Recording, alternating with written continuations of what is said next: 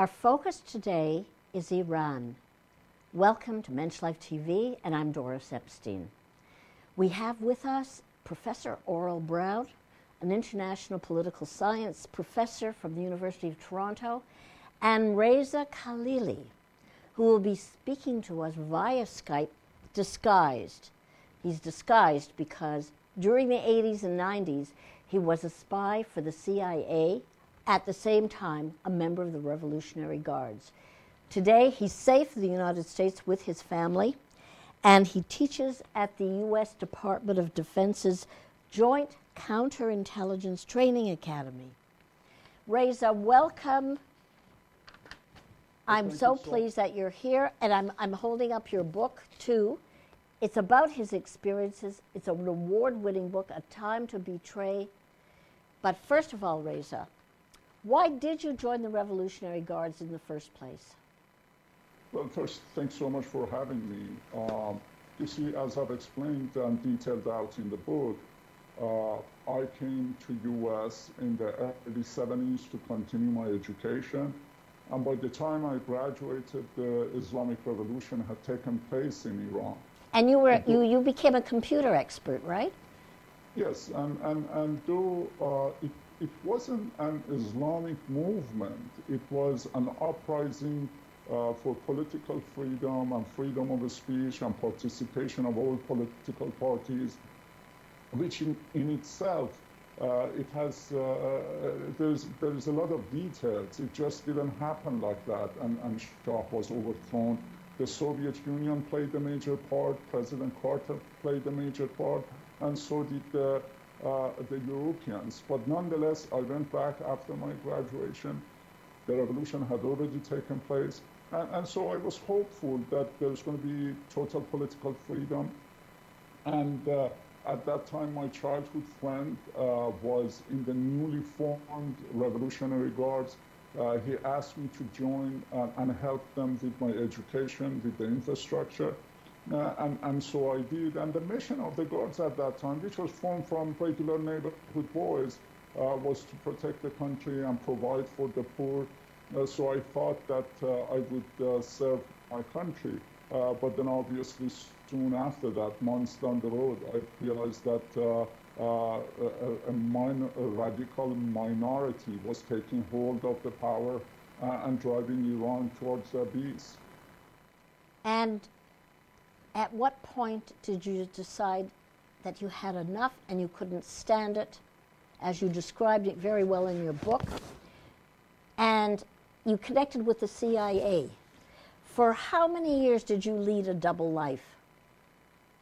Well, it was just months after the revolution where the clerics who had promised, specifically Ayatollah Khomeini, who had promised that the clerics would not interfere in the internal matters, in the political affairs, that women would be free, that Iranians would be free.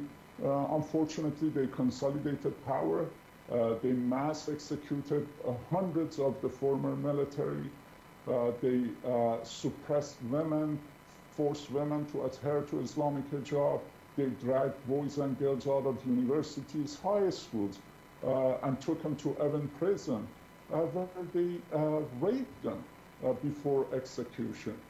Specifically, there was an order by Ayatollah Gilani to rape young teenage girls because they believed in Islam that virgins will end up in heaven, so they wanted to deny them this reward. And so when I had my close friends also arrested and tortured, I could no longer stand and do nothing. I was seeing that radicals were suppressing people, torturing people, and with an agenda to expand their ideology throughout the world. So it was early in the 80s that I managed to come to U.S. I informed the U.S. authorities, thinking that they would come to help, letting them know that the regime is not only a danger towards the Iranians, but the whole world. And so one thing led to the other, and I was put in touch with a CIA officer who was very knowledgeable. And we bonded. And at one point, he asked me if I was willing to become their eyes and ears because they didn't have that information from Iran no longer after the U.S. embassy takeover. And so after a lot of anxiety, I accepted and went back. I was sent to Europe, trained over there to communicate, and then went back to Iran and started my espionage activity. At great risk to yourself, at the stress of leading a double life, your wife didn't know, nobody knew. To be perfectly honest, you were at the center of the Revolutionary Guards, and with your computer expertise, you knew everything that was going on. Were you disappointed with the CIA's response to the material you delivered? Well, obviously there was great risk, and I had no idea what I was getting myself into, because I'm still living a double life, lying to my family, to my mother, to my wife, and acting like a loyalist, which brought disgust from my family and my wife. But nonetheless, I was hopeful that the information that was getting passed on, that America would realize that they needed to take action. Unfortunately, time after time, every administration engaged this criminal regime, not understanding their ideology. But every CIA officer that I worked with, really, these were heroes. These were courageous people, understanding, passionate about Iran.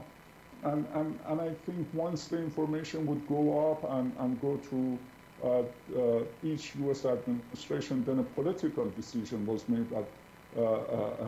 at that time. And so we know how that went about. Every decision by U.S. administration was to engage and not to confront, believing that they could find a moderate. So this went on and on. At the government level, there has been a disappointing result in terms of stalling, appeasement. Let's get back to this after the break, Reza.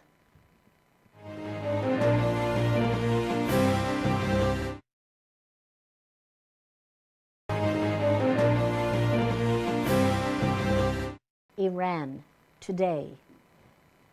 And Reza, the question I want to ask is about sanctions. Has there been enough? Have we missed an opportunity along the way with everything that they knew about what was happening, thanks to you in large part? Has there been effective response? I'm told by a journalist that the economy is booming in Iran, that $1 million apartments are being built. Are we touching them? Are they being affected? Are we doing enough? Well, that's a great question. You see, when President Obama took office, I wrote an open letter to him, letting him know that sanctions, that negotiations will not work, and sanctions will not work. And that's exactly what has happened. It is the ideology. They're not going to change behavior based on sanctions. And sanctions have had an effect on the Iranian economy. But nonetheless, you've got to understand that every affairs of the Iran is being run by the Revolutionary Guards. They're the masters of smuggling, of closing deals, finding loopholes. And so they just buy it at a higher price, but they've got a mass amount of revenue of oil. Do you believe they're ready to risk everything for their ideology? And explain what this ideology is. Well, I think this is the center of the failure of the West, because their ideology, the theology is that they are chosen by Allah to create an environment, circumstances, for the last appearance of the last Islamic Messiah, Shia's 12th Imam Mahdi. And actually, Ayatollah Khamenei is the anointed one. And just recently, Iranian Grand Ayatollah said that Khamenei is the chief commander of the Islamic world, and that he is going to pass the flag of Islam to Imam Mahdi. So they deeply believe in this, and actually they are looking for one.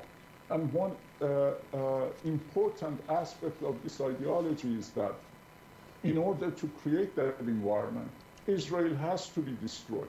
So they will attack Israel. It's part of the ideology that Israel has to be destroyed.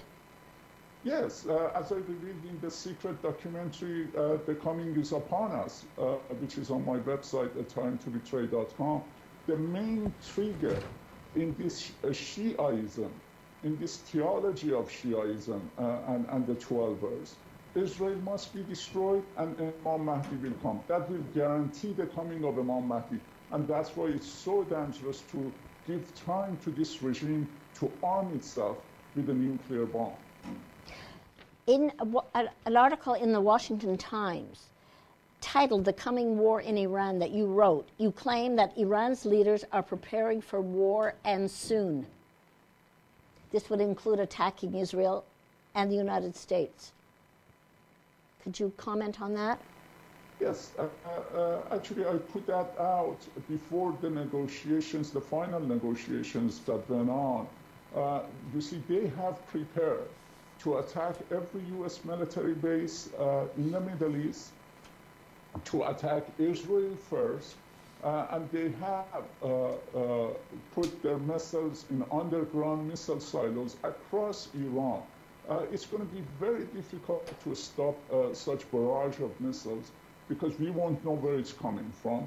And they have clearly indicated, and actually as I revealed recently, they have even come out with a statement that all the Jewish people in Israel have to also be destroyed, and that cities with the most population of the Jewish people should be targeted with the Sajil missiles. And they have also placed missiles around the Persian Gulf to interrupt the flow of oil and attack U.S. Navy and commercial ships. And so they are prepared. And also they have distributed material for years within their forces called the last 6 months. You claim there's also cells in the United States ready to be activated. Is that correct? Can you repeat the question? That there are cells, terrorist cells, ready to attack, already in place in the United States. Yes, and Khamenei himself has said that nowhere in America would be safe, and I passed this information to the FBI. There are many terror cells within U.S., they are ready to attack, so this confrontation is going to be a big confrontation because they believe it's going to be the confrontation that's going to trigger the end of times and the coming of Imam Mahdi.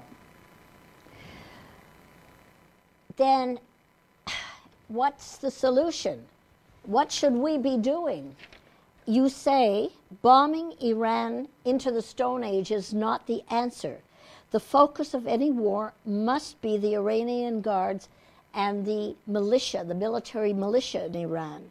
If Western forces can defeat them, Iran's people will do the rest. So bombing them is not the answer, you say. Yeah, absolutely. You see, again, this is another aspect that the West fails to understand. You cannot just go and bomb the nuclear sites and then expand the war in the Middle East and the repercussions and what's going to happen to Israel and believe that's going to be the end of it. This regime has already obtained the know-how on making the bomb. They have the technology, they have the money to build it, and they have many other secret sites. The key is to recruit the Iranian people, whom the majority of Okay, we'll pick up on that about recruiting the Iranian people and about what you think we should be doing in just a minute. Stay with us. We'll be back.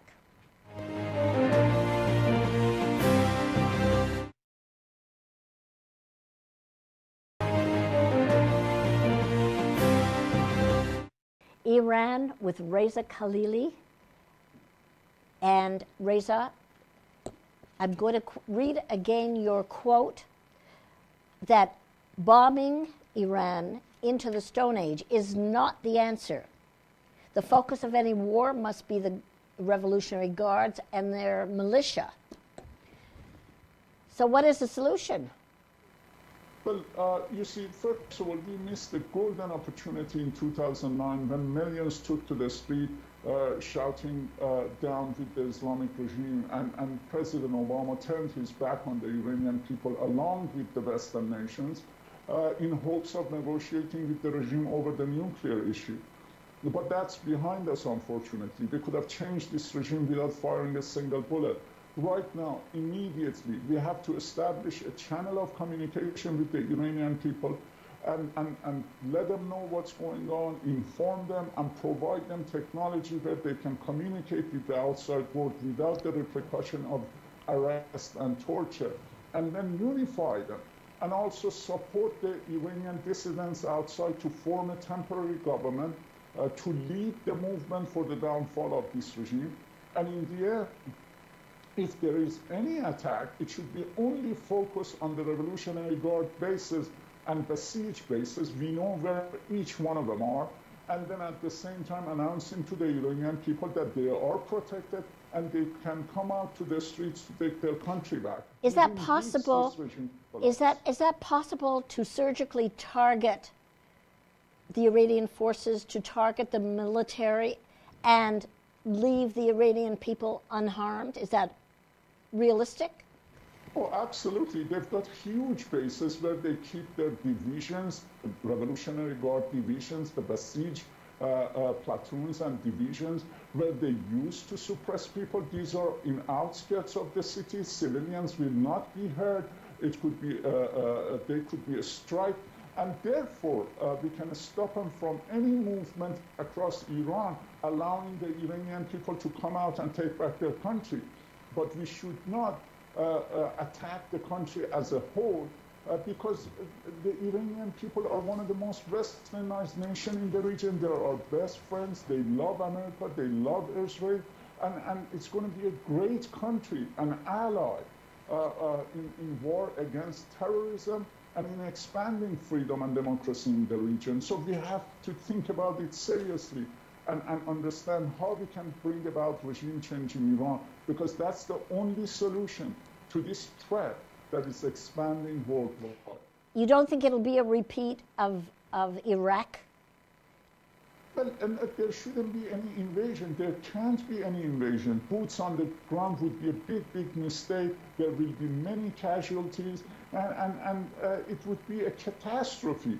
We have to plan it strategically, communicate with the Iranian people, and just use Air Force and only on Revolutionary Guard's targets while announcing to the Iranian people that they are protected. Millions will come out and this regime would collapse. Okay, China and Russia, we just have a minute left.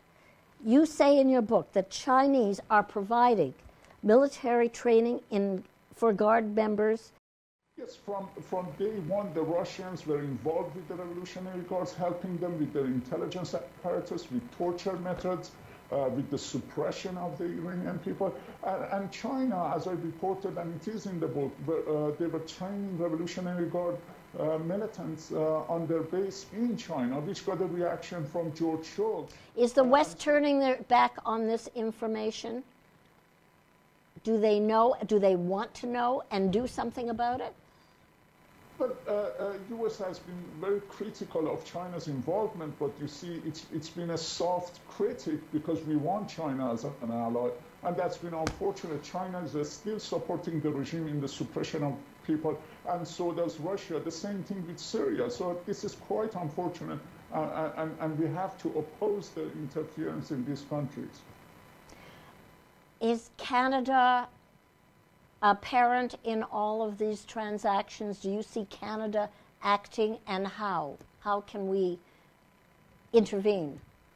Well, I have one advice for the free world. If they want to avoid terrorist attacks, if they want to help the Iranian people in changing the regime from within, they have to shut down all Iranian consulates, embassies, any offices in relation with the Iranian government, Islamic centers, cultural centers, mosques. There are terror cells in every one of them, and those forces are active from every one of them. Let's show the Iranian people that we are serious. Let's cut off diplomatic ties with this criminal regime, and let's help the Iranians to bring about change. It will only help the world. Is the protest movement viable, strong, intact, enough that we can reach them and create a resistance movement there?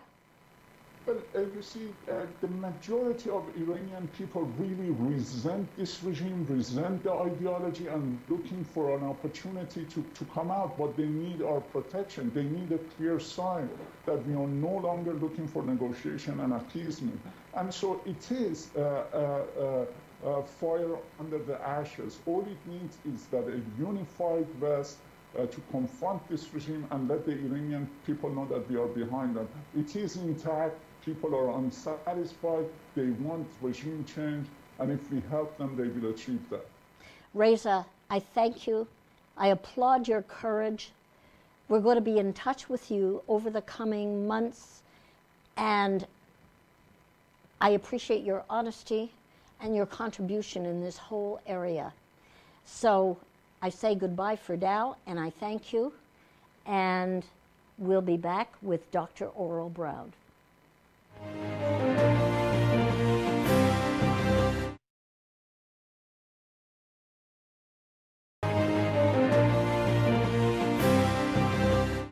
Joining us now is Professor Aurel Braun as we continue to look at Iran today.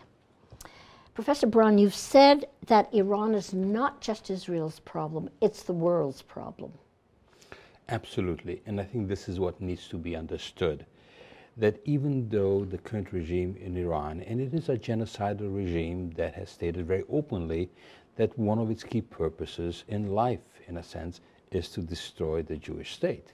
And the Jewish people. And the Jewish people. And so this is a regime that has not been subtle. But it also has larger ambitions, because ultimately they talk about the creation of an Islamic state that covers the entire world. Their enemies are not just Israel.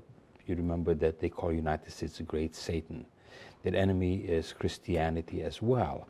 And consequently, they have ambitions that are on a global scale. They are building military weapons that are not aimed only at Israel. They're building rockets, for example, that have ranges of over 2,000 miles. Now that means they can hit... Who does that hit? That can hit anyone, anywhere in Europe.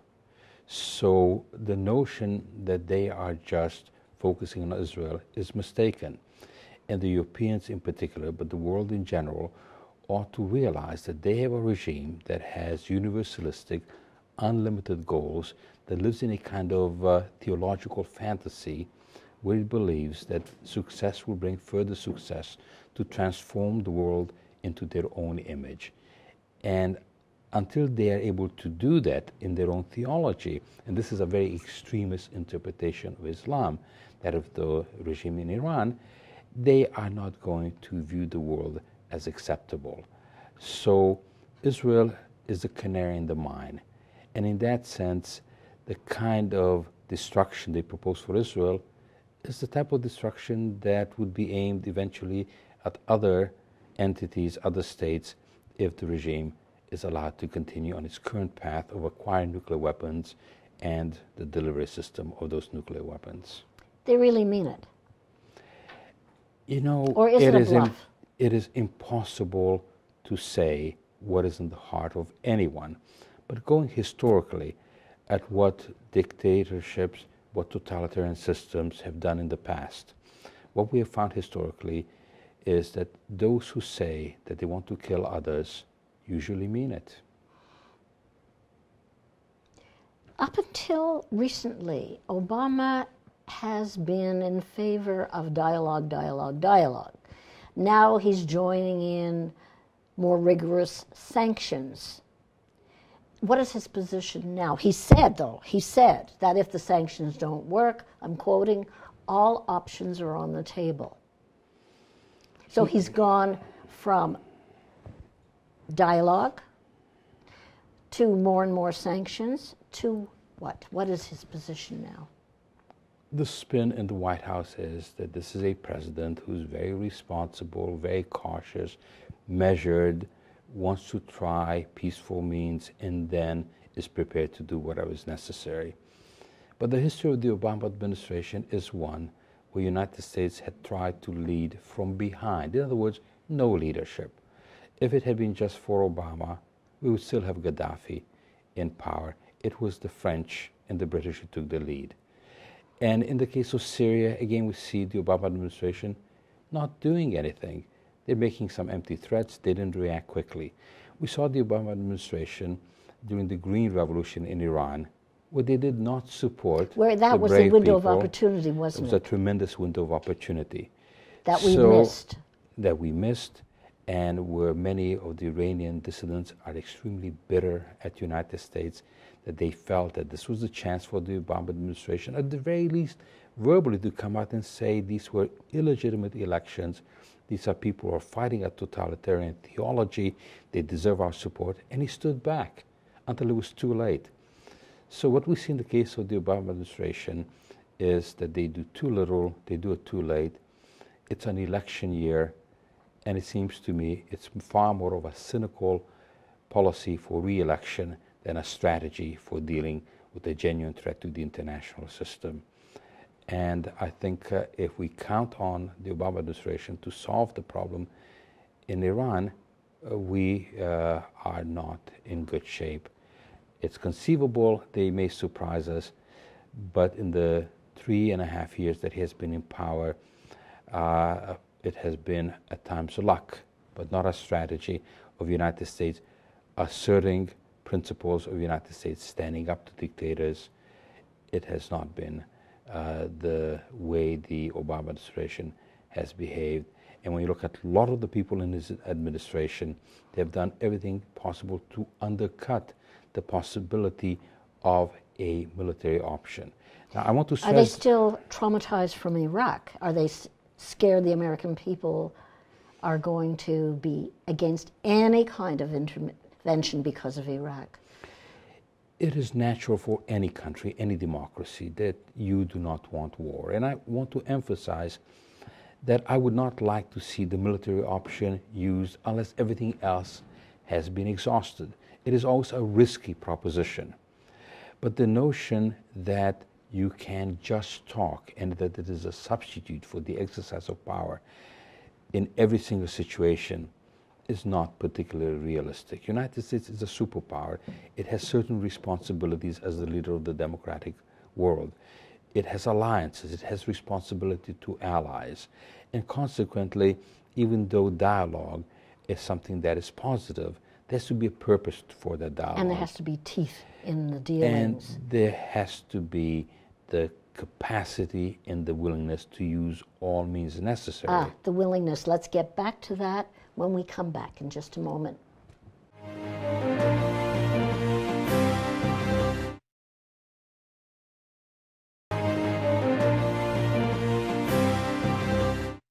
Iran and the impact on the world. What is the European Union doing about this? What's their reaction to Iran? They're first in the line of fire after Israel, after all.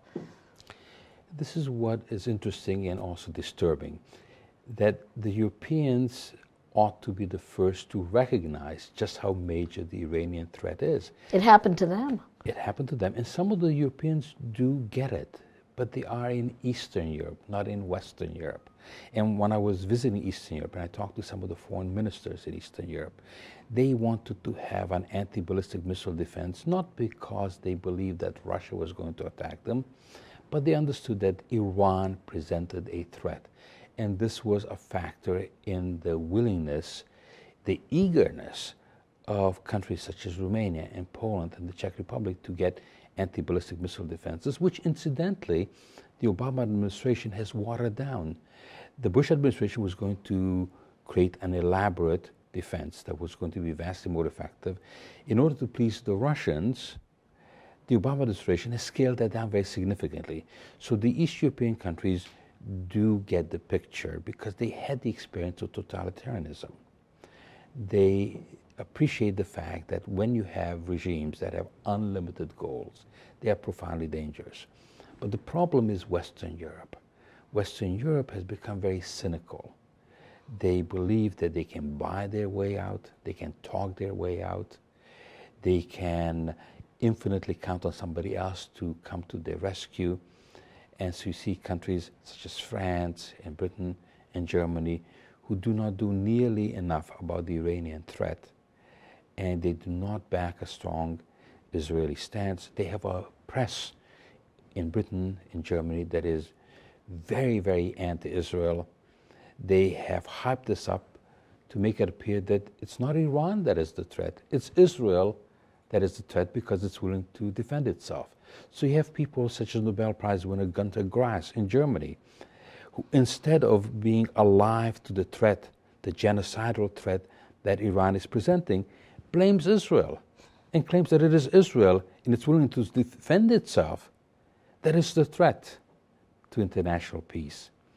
And this is so sad at one level, it is so dangerous at another level, because if there's a part of the world that cannot afford to delude itself about the Iranian threat, it is Europe.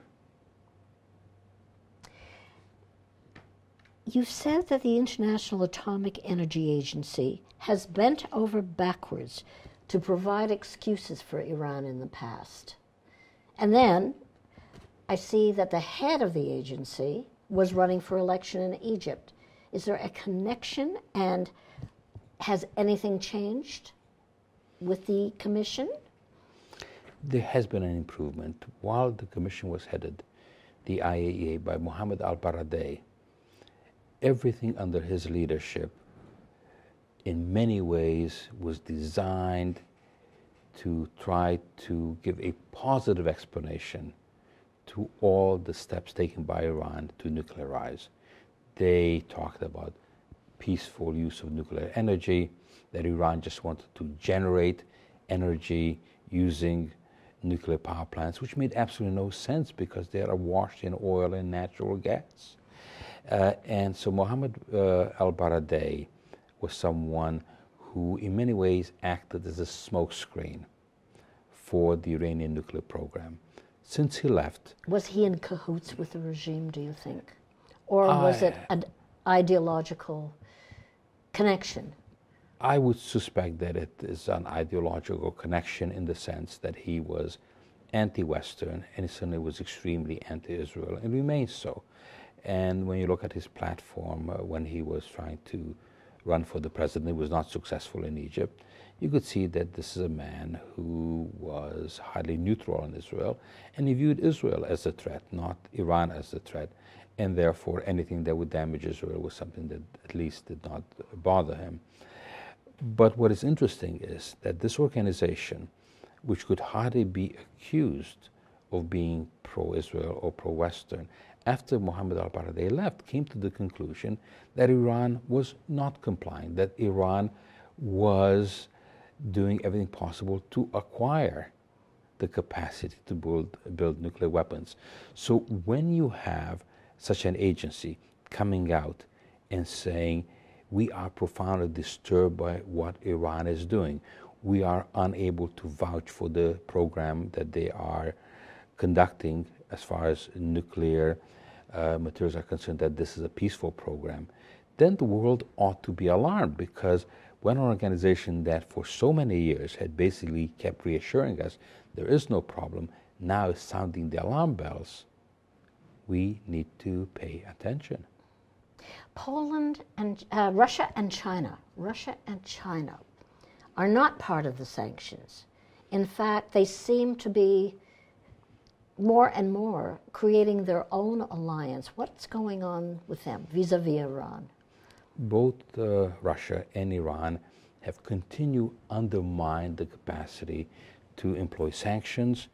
They have blocked any move to censure significantly the Iranian regime, and each one has their own motives. Why? Let's start perhaps with Russia.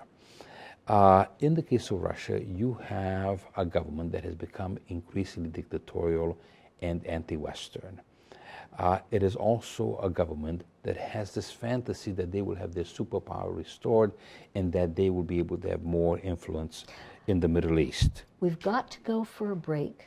We'll continue because it's pivotal. They're blocking any action in Syria. And is there a relation with what's going on to Syria? Because yes. Iran's presence is there. That leads to Hezbollah. It's all very intertwined. Let's try to make some sense out of it when we come back.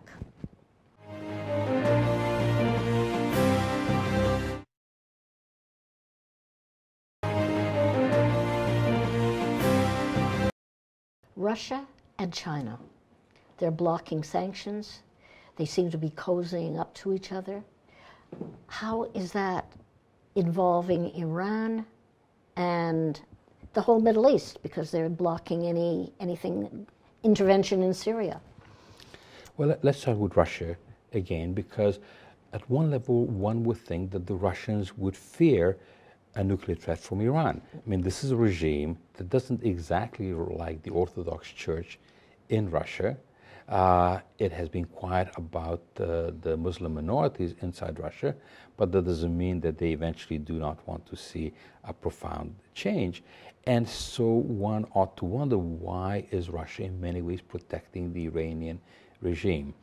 And the best explanation that I can come up with is that the current government in Russia works in a kind of zero-sum mode, where it believes that in any way that the United States is damaged, they are going to gain influence in the Middle East.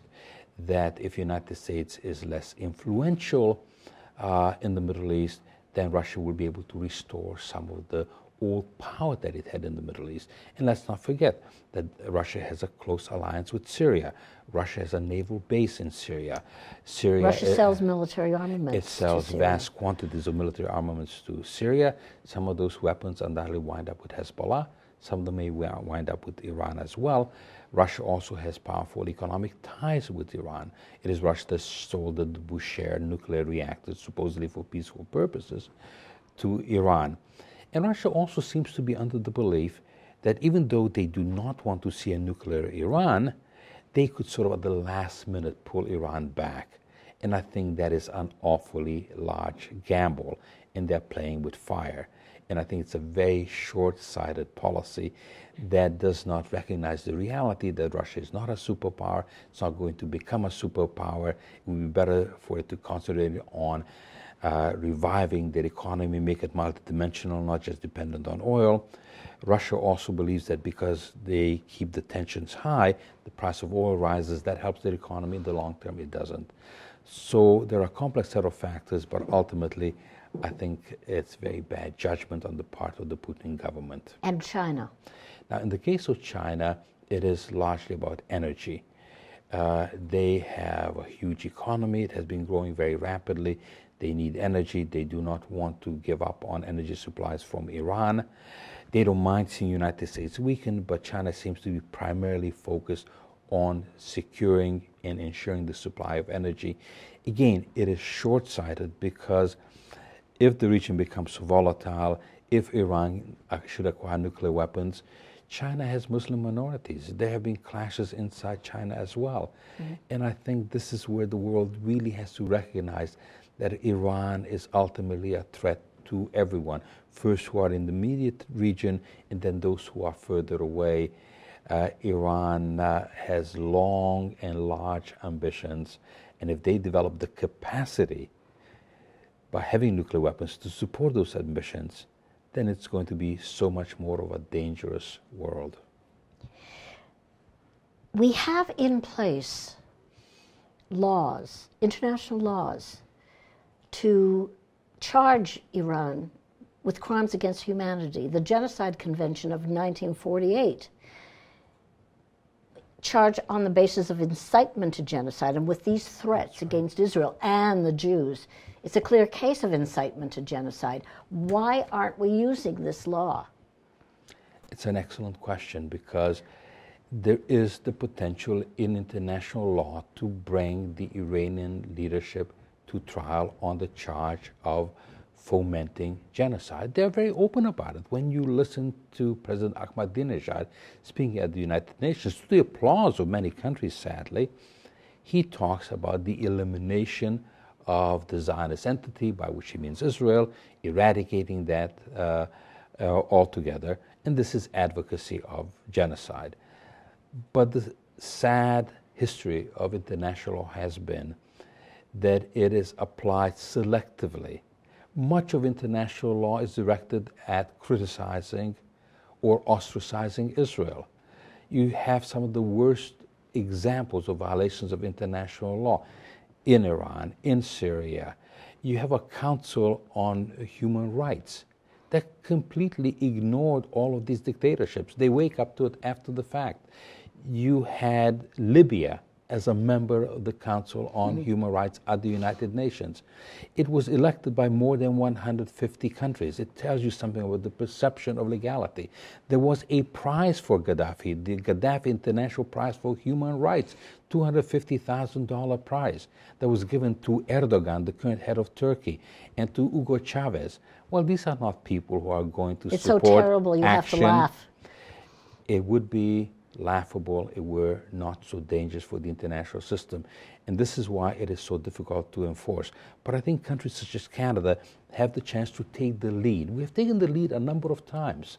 And it disturbs some old diplomats in Canada because they think that is a violation of even-handedness. They don't understand that Canada has always stood up for democracies, for principles. We have fought for other people's rights in the First and Second World War. That is our history of a country standing up for the rights of others, for standing up on principle. And this is where Canada can and should take the leadership to have the Iranian mullahs who are running that government charged with incitement to genocide. What can we do about pressuring the Canadian government? What can we do about it? I think it's not a matter of pressure. I think this is a government that has shown itself to be extremely courageous. We can encourage this government and that of other democracies to understand that this is a historical window to stop genocide before it happens. This is the time to speak up. When you have those who openly advocate genocide, let's try to stop them before we have to put them on trial after the genocide. It's far too late. Stop it before there's blood on the street. That's exactly And we it. have the law. And we have the political will. We have a government that has that political will. Yes. Professor Aurel Braun, I thank you very, very much. Thank you. We'll see you next week, and remember to be a mensch.